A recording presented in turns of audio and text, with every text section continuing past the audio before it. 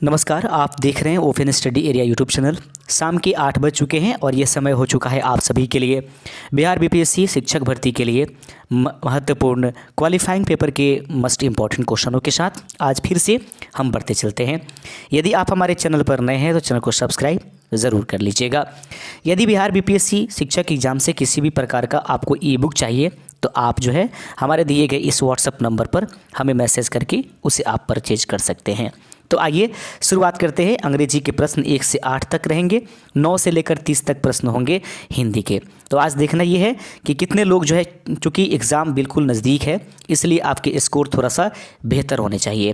तो आइए शुरुआत करते हैं। कम से कम आप आज जो है 18 प्लस करने की कोशिश कीजिएगा। कम से कम 18 प्लस आप ज़रूर करने की कोशिश कीजिए और वीडियो के अंत में ज़रूर आप अपना स्कोर हमें बता करके जाइएगा। पहला प्रश्न है, she is intelligent girl, choose the correct article.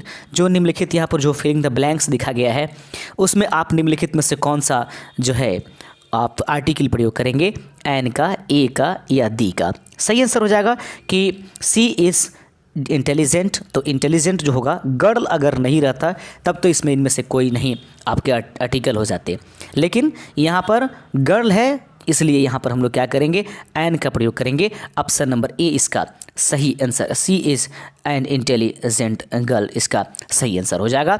Option number A इसका राइट आंसर हो जाएगा। आगे बढ़ते चलते हैं अपने अगले नंबर क्वेश्चन की तरफ। अगला प्रश्न आपके स्क्रीन पर है, प्रश्न को ध्यान से देखिएगा। प्रश्न कहता है, which is a modal verb. निम्नलिखित में से कौन सा जो है वो एक प्रकार का मॉडल है, can, could, may, more than one of the above या नॉन ऑफ द एबव। सही आंसर है कि इसमें से कैन, कुड और मे ये तीनों के तीनों मॉडल है। मोर than one of the above इसका राइट आंसर हो जाएगा। दूसरे का ऑप्शन नंबर डी इसका राइट आंसर होगा। आगे बढ़ते चलते हैं।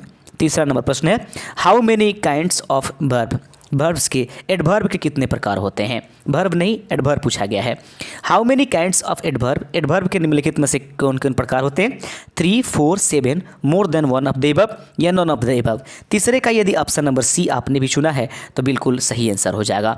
How many types of the या how many types of the adverb, तो सही आंसर हो जाएगा there are 7 types of the adverb. यहाँ पर वर्ब नहीं एडवर्ब की बात कही जा रही है। चौथा नंबर प्रश्न आपके स्क्रीन पर है, फटाफट इसके आंसर कमेंट कर दीजिए जितना जल्द हो सके। प्रश्न कहता है, on seeing the lion she felt too much afraid. याद रखेंगे, on seeing the lion she felt too much afraid. यहाँ पर टू मच अफ्रेड के स्थान पर निम्नलिखित में से क्या भरा जाएगा, क्योंकि यह गलत भरा गया है। On seeing the lion she felt too much afraid, very much, excessively या फिर much, more than one of the above या फिर वन ऑफ द एबव। चौथे का सही आंसर हो जाएगा, चौथे का ऑप्शन नंबर ए, यानी कि on seeing the lion she felt too much नहीं बल्कि वेरी मच। यहाँ पे टू मच अफ्रेड नहीं, वेरी मच अफ्रेड यहाँ पर प्रयोग किया जाएगा। आगे बढ़ते चलते हैं। 5वां नंबर क्वेश्चन आपके स्क्रीन पर है। 5वें नंबर प्रश्न का आंसर ज़रूर आप हमें कमेंट कीजिए। प्रश्न कहता है, milk has changed dash curd. इसमें से आपको प्रीपोजिशन प्रयोग करना है। इन का प्रयोग होगा, टू का प्रयोग होगा, ऑफ का प्रयोग होगा, more than one of the above या नॉन ऑफ द एबव। तो प्रश्न आपके सामने था कि milk has change dash curd, जो दूध होता है वह परिवर्तित हो जाता है दही में। तो याद रखेंगे, इन होगा, टू होगा, ऑफ होगा। तो एक चीज़ दूसरे वस्तु में जब चेंज हो जाए तो यहाँ पर निम्नलिखित में से कोई नहीं बल्कि यहाँ पर इन टू जो है प्रीपोजिशन का प्रयोग किया जाना चाहिए, जो कि ऑप्शंस में नहीं दिया गया है। ऑप्शन नंबर ई इसका राइट आंसर हो जाएगा। 5वें का ऑप्शन नंबर ई हो जाएगा। आइए बढ़ते चलते अपने 6ठे नंबर क्वेश्चन की तरफ। सिस्टर्स ऑफ सिस्टर्स, याद रखेंगे, सिस्टर्स ऑफ सिस्टर यानी कि सिस्टर्स की सिस्टर को क्या कहते हैं, यानी कि बहन के बहन को क्या कहेंगे, daughter, sister in law, sister या more than one of the above या वन ऑफ द एबव। तो सिस्टर्स ऑफ सिस्टर, बहनों की बहन यानी कि उसको क्या कहते हैं, बहनों की बहन को ही सिस्टर को ही बोलेंगे। फिर से आकर ये घुमा करके वही आंसर हो जाएगा। 6ठे नंबर प्रश्न का सही आंसर हो जाएगा ऑप्शन नंबर सी। आइए भागते चलते हैं 7वें नंबर क्वेश्चन की तरफ। 8 प्रश्न जो होगा आपको अंग्रेजी के रखे जाएंगे और 9 से लेकर 30 तक हिंदी के होंगे। टोटल आपको एग्जाम में क्वालिफाई करने के लिए 9 अंक चाहिए। हमारे पास आज का टारगेट होगा 18 प्लस। याद रखेंगे, which is not a part of library. निम्नलिखित में से कौन जो है लाइब्रेरी का पार्ट नहीं है। निम्नलिखित में से कौन एक पुस्तकालय का भाग नहीं है, books, boiling glass, chair, more than one of the above या नॉन ऑफ द एबव। तो याद रखेंगे कि बुक्स जो होता है यह लाइब्रेरी का भाग है, उसके बाद चेयर जो है यह लाइब्रेरी का भाग है, लेकिन बॉइलिंग ग्लास जो होता है यह लाइब्रेरी के भाग नहीं होते हैं। सही आंसर होगा ऑप्शन नंबर आपके पास बी राइट आंसर हो जाएगा। सातवें का ऑप्शन नंबर बी इसका सही आंसर है। लीजिएगा 8वां नंबर क्वेश्चन आपकी स्क्रीन पर है। प्रश्न कहता है which is an incorrect word. निम्नलिखित में से कौन जो है वह एक इनकरेक्ट वर्ड है। Which is an incorrect word. Accident, grateful, receipt, more than one of the above या नॉन ऑफ द एबव। याद रखेंगे 8 प्रश्न आपको कहा गया था कि हम जो है अंग्रेजी के रखेंगे। प्रश्न आपके सामने है which is an incorrect word. निम्नलिखित में से कौन जो है इनकरेक्ट वर्ड है। एक्सीडेंट सही लिखा गया है, उसके बाद रेसिप्ट भी सही है, ग्रेटफुल गलती लिखा गया है क्योंकि GRA होगा, यहाँ पर ई प्रयोग कर दिया गया है। उम्मीद करते हैं कि 8 प्रश्नों में से अब बहुत सारे ऐसे कैंडिडेट होंगे जो मैक्सिमम क्वेश्चन इसका कर चुके होंगे। तो 8 क्वेश्चनों के बाद अब बारी आएगी हिंदी की, लेकिन उससे पहले आप 8 में कुल कितने सही आंसर किए हैं जल्दी से फटाफट आंसर कमेंट यानी कि टोटल अपना स्कोर कमेंट करके ज़रूर बता दीजिए कि 8 प्रश्नों में आपने कितना किया। उसके बाद 9वें नंबर क्वेश्चन से हिंदी की तरफ हिंदी के प्रश्न शुरू होते हैं अब यहाँ से 9वें नंबर से, और 9वें नंबर से लेकर के 30 नंबर तक हम क्वेश्चन हिंदी के देखेंगे। प्रश्न है 9वां नंबर कि अमीर किस भाषा का शब्द है। प्रश्न आपके सामने बहुत ही सटीक आपके स्क्रीन पर है और प्रश्न है कि अमीर किस भाषा का शब्द है। सही आंसर है कि अमीर जो है निम्नलिखित में से अरबी भाषा का एक शब्द है। ऑप्शन नंबर सी अगर आपने भी चुना है तो बिल्कुल आपका सही आंसर है। 10वां नंबर क्वेश्चन देख लीजिएगा। प्रश्न कहता है कि निम्नलिखित में से भाववाचक संज्ञा का उदाहरण निम्नलिखित में से कौन है। निम्नलिखित में से भाववाचक संज्ञा का उदाहरण कौन सा है। सज्जन, निर्जनता या दुर्जन। 10वें का सही आंसर हो जाएगा ऑप्शन नंबर बी, निर्जनता जो है निम्नलिखित में से भाववाचक संज्ञा का एक उदाहरण है। आगे बढ़ते चलते 11वां नंबर प्रश्न आपके स्क्रीन पर है और 11वें नंबर प्रश्न को बिल्कुल गौर से देखते चलिएगा। 11वां नंबर प्रश्न आपके सामने कहता है कि निम्नलिखित में से कौन संदिग्ध वर्तमान काल का उदाहरण नहीं है। निम्नलिखित में से वो कौन है जो संदिग्ध वर्तमान काल का उदाहरण नहीं है। 11वें का सही आंसर हो जाएगा ऑप्शन नंबर सी, पत्र भेजा गया। यह जो है संदिग्ध वर्तमान काल का उदाहरण नहीं है, वरना वह पढ़ता होगा और राम खाता होगा। ये संदिग्ध वर्तमान काल के उदाहरण है, लेकिन पत्र भेजा गया ये संदिग्ध वर्तमान काल के उदाहरण में से नहीं है। 12वां नंबर प्रश्न आपके स्क्रीन पर है और फटाफट आंसर कमेंट कर दीजिए। समास के निम्न में से कौन सा एक भेद है। निम्नलिखित में से कौन सा जो है समास का एक भेद है। अव्ययी भाव, बहुब्रीहि, कर्मधारय। याद रखेंगे उपर्युक्त में से सभी के सभी जो है समास के भेद के रूप में जाने जाएंगे। इस प्रकार से ऑप्शन नंबर डी इसका सही आंसर हो जाएगा। समास के निम्न में से कौन सा एक भेद है, तो सही आंसर हो जाएगा उपर्युक्त में से एक से अधिक इसका राइट आंसर हो जाएगा। आइए बढ़ते चलते अपने अगले नंबर क्वेश्चन की तरफ और 13वां नंबर प्रश्न आपके स्क्रीन पर उपलब्ध करा दिया गया है। 13वें नंबर प्रश्न को स्पष्ट रूप से देखने की कोशिश कीजिएगा। 13वां नंबर प्रश्न कहता है कि आचार्यों ने कहा है कि अहिंसा ही परम धर्म है। यह किस प्रकार का वाक्य है। आचार्यों ने कहा है कि अहिंसा ही परम धर्म है। यह किस प्रकार के वाक्य को आप रखेंगे, किस प्रकार के वाक्य में रखेंगे। सही आंसर है तो आचार्यों ने कहा है, यहाँ पर की लगा दिया गया है। यही कारण है कि 13वां का ऑप्शन नंबर सी यह एक प्रकार का सरल वाक्य के अंतर्गत हम लोग रखेंगे। हालांकि यहाँ पर की के बाद यहाँ पर एक नया वर्ड यहाँ से अहिंसा ही परम धर्म है यहाँ से कर दिया जाएगा, तो ये सरल वाक्य हो जाएगा। की के साथ यह मिश्र वाक्य हो जाएगा। आगे बढ़ते चलते हैं 14वें नंबर प्रश्न आपके सामने है। प्रश्न कहता है उनके बिना तुम कुछ नहीं हो। इस वाक्य में संबोधन शब्द कौन सा है। उनके बिना तुम कुछ भी नहीं हो, इस वाक्य में आप किसको संबोधन शब्द के रूप में मानेंगे, उनके या बिना या तुम। सही आंसर है 14वें का ऑप्शन नंबर बी, बिना जो है इस वाक्य में संबोधन शब्द के रूप में प्रयोग किया गया है। तो उनके बिना तुम कुछ नहीं हो, इस वाक्य में संबोधन शब्द कौन है, बिना। ऑप्शन नंबर बी इसका राइट आंसर हो जाएगा। 15वां नंबर प्रश्न आपके स्क्रीन पर है कि निम्न में से कौन स्त्रीलिंग शब्द नहीं है। निम्नलिखित में से वह कौन सा शब्द है जिसको आप स्त्रीलिंग शब्द के अंतर्गत नहीं रखेंगे। 15वें का सही आंसर हो जाएगा बही, लौकी, तरोई। यानी कि स्त्रीलिंग शब्द इसमें से निम्नलिखित में से कौन सा है, तो निम्नलिखित में कौन स्त्रीलिंग शब्द नहीं है, तो बही, लौकी और तरोई। ये देख लेंगे सबके अंत में ई है, यानी ईकारांत शब्द है। ये सबके सब स्त्रीलिंग है और हमसे पूछा गया है कि कौन स्त्रीलिंग शब्द नहीं है, तो उपयुक्त में से ई इसका राइट आंसर हो जाएगा। आगे बढ़ते चलते हैं 16वां नंबर प्रश्न आपकी स्क्रीन पर है। 16 नंबर प्रश्न आपके स्क्रीन पर ये रहेगा, ध्यान से देखिएगा।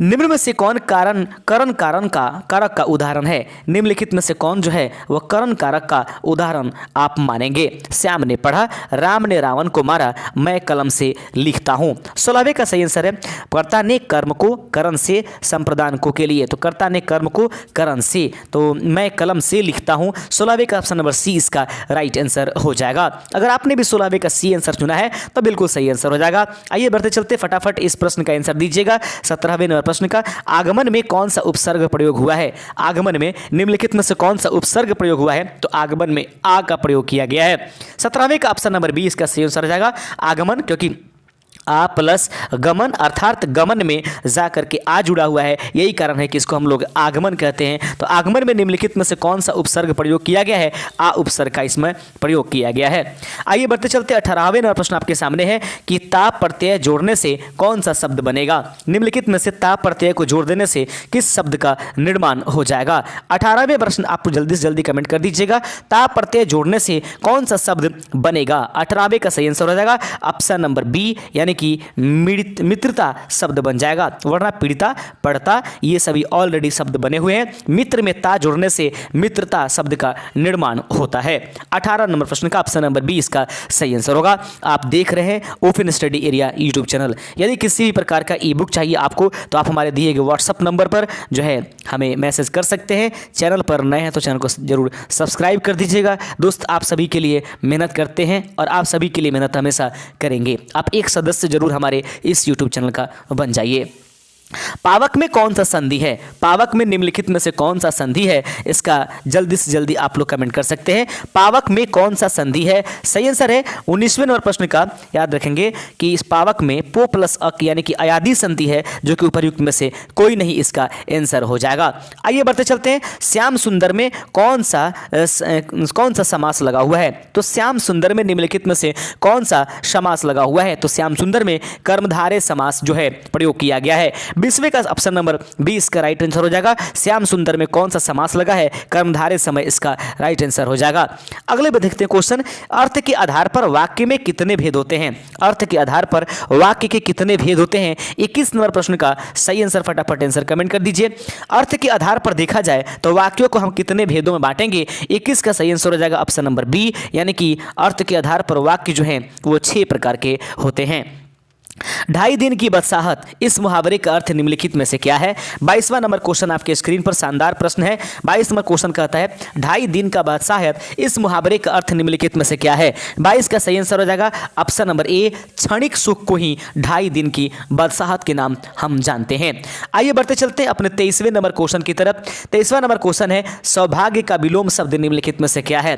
सौभाग्य का विलोम शब्द निम्नलिखित में से क्या है? फटाफट आंसर कमेंट कर दीजिए। सौभाग्य का विलोम शब्द निम्नलिखित में से क्या है? 23 का सही आंसर हो जाएगा ऑप्शन नंबर बी, कि सौभाग्य का विलोम शब्द जो है वह दुर्भाग्य होता है। प्रश्न आपके सामने था, एक बार फिर से समझ लीजिए। सौभाग्य का विलोम शब्द निम्नलिखित में से क्या है? तो सौभाग्य का विलोम शब्द दुर्भाग्य होता है। 23 का ऑप्शन नंबर बी इसका राइट आंसर हो जाएगा। आगे बढ़ते चलते हैं। 24 नंबर प्रश्न आपकी स्क्रीन पर यह उपलब्ध करा दिया गया है, फटाफट इसका आंसर कमेंट कीजिए। ऊंची दुकान फीके पकवान इस लोकोक्ति का अर्थ निम्नलिखित में से क्या है? ऊंची दुकान फीके पकवान इस लोकोक्ति का अर्थ निम्नलिखित में से क्या हो जाएगा? 24 का सही आंसर फटाफट आंसर कमेंट कर दीजिए। सही आंसर है कोरा बाहरी दिखावा करना, इसी का मतलब ऊंची दुकान फीके पकवान होता है। आइए बढ़ते चलते हैं। 25 नंबर क्वेश्चन आपके सामने है, वही मनुष्य है जो मनुष्य के लिए मरे, पंक्ति में कौन सा अलंकार प्रयोग किया गया है? वही मनुष्य है जो मनुष्य के लिए मरे, इस पंक्ति में कौन सा अलंकार प्रयोग किया गया है? 25 का फटाफट आंसर कमेंट कर दीजिए। वही मनुष्य है जो मनुष्य के लिए मरे, इस पंक्ति में जो अलंकार प्रयोग किया गया है उसको अनुप्रास के नाम से जाना जाएगा। 25वें का ऑप्शन नंबर ए इसका राइट आंसर हो जाएगा। इस गद्यांश को पढ़िए और गद्यांश आपके सामने है। ये दोबारा हम गद्यांश आज फिर से पढ़ा रहे हैं क्योंकि ये बीपीएससी TRE1 का ये गद्यांश है, इसलिए हम थोड़ा सा इसको एक बार फिर रिपीट कर देना चाहते हैं। ये एक गद्यांश को पढ़ें, ध्यान से पढ़े तथा उस पर आधारित 26 से 20 तक के प्रश्नों का सही उत्तर दीजिए। संकटों में वीर घबराते नहीं, आपदाएं देखकर छुप जाते नहीं, लग गए जिस काम में पूरा किया, काम करके व्यस्त पछताते नहीं। आगे अगला है, हो सरल अथवा कठिन हो रास्ता, कर्मवीर को ना हो इससे वास्ता, बढ़ चले तो अंत तक ही बढ़ चले, कठिनतर श्रृंगर ऊपर चढ़ गए। आगे है, आगे इस गद्यांश में है, कठिन पथ को देख मुस्कुराते सदा, संकटों के बीच गाते सदा, है असंभव कुछ नहीं उनके लिए, सरल असंभव कर दिखाते सदा। तो इसमें से आपको चुनना है, इस गद्यांश का उचित शीर्षक निम्नलिखित में से क्या होना चाहिए। इस गद्यांश का उचित शीर्षक निम्नलिखित में से क्या होना चाहिए। 26 का ऑप्शन नंबर बी, कर्मवीर। इस गद्यांश का उचित शीर्षक निम्नलिखित में से जो रहा ऑप्शन नंबर 20 का राइट आंसर है। आगे बढ़ते चलते हैं, 27 नंबर प्रश्न आपके स्क्रीन पर है। प्रश्न कहता है, वीरों की एक विशेषता है, वीरों की एक विशेषता निम्नलिखित में से क्या है। 27 का सही आंसर है, वे संकटों से वीरतापूर्वक मुकाबला करते हैं। वीरों की एक विशेषता निम्नलिखित में से क्या है। वीरों की विशेषता निम्नलिखित में से क्या है, वे संकटों से वीरतापूर्वक मुकाबला करते हैं। ऑप्शन नंबर सी का राइट आंसर हो जाएगा। आगे बढ़ते चलते हैं, उसी गद्यांश पर अगला प्रश्न है कि कौन सी काम में लग जाते हैं, कौन जिस काम में लग जाते हैं उसे पूरा करके ही दिखाते हैं। कौन जिस काम में लग जाते हैं उसे पूरा करके ही दिखाते हैं। 28वें का सही आंसर हो जाएगा, वीर जिस काम में लग जाते हैं वो उसे पूरा करके ही दिखलाते हैं। 29वां प्रश्न आपके सामने है, कहता है प्रश्न कि गिरिश्रृंग शब्द का अर्थ क्या है। गिरिश्रृंग शब्द का निम्नलिखित में से अर्थ क्या है। फटाफट आंसर कमेंट कर दीजिएगा। 29 का सही आंसर हो जाएगा कि गिरिश्रृंग का शब्द अर्थ जो होता है वो उच्चतम पर्वत को गिरिश्रृंग के नाम से जाना जाता है। बढ़ते चलते 30वां और अंतिम नंबर क्वेश्चन आपके स्क्रीन पर है कि इस गद्यांश में कौन सा रस प्रयोग किया गया है। निम्नलिखित में से जो यह गद्यांश है जो ऊपर आपने पढ़ा उस यह गद्यांश में कौन सा रस का प्रयोग किया गया है। तो इसका सही आंसर है, इसमें वीर रस का प्रयोग किया गया है। उम्मीद करते हैं कि आज के सेशन आपके लिए लाभदायक साबित होगा। चैनल पर नए हैं तो एक बार फिर से कह रहे हैं, आप सभी हमारे चैनल को सहयोग कीजिए और इसको अपना परिवार समझ करके बढ़ाने की कोशिश कीजिए। शुक्रिया, मिलते हैं कल इसी समय। जय हिंद।